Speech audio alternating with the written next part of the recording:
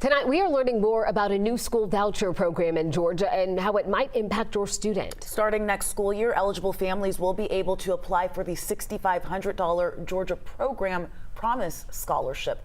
11 Alive's Joe Ripley explains how this program works and why there's some controversy behind it.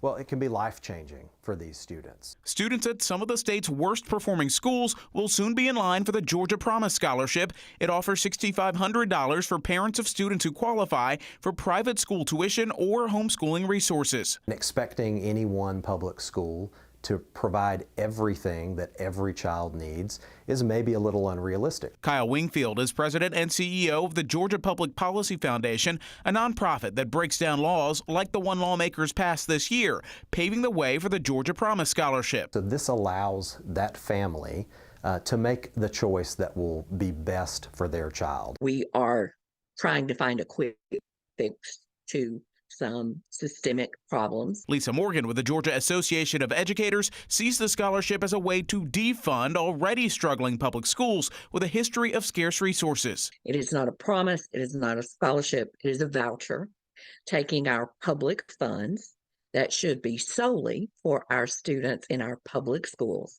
and diverting them to private schools.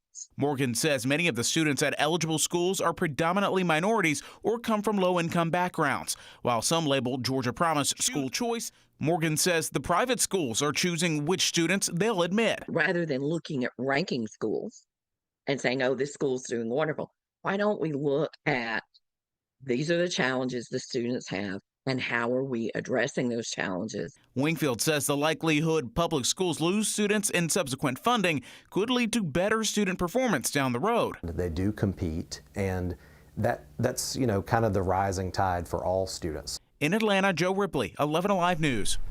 The Georgia Promise Scholarship application portal is expected to open early next year. Now, to qualify, families must make less than 4 times the federal poverty level. That's less than $125,000 for a family of 4.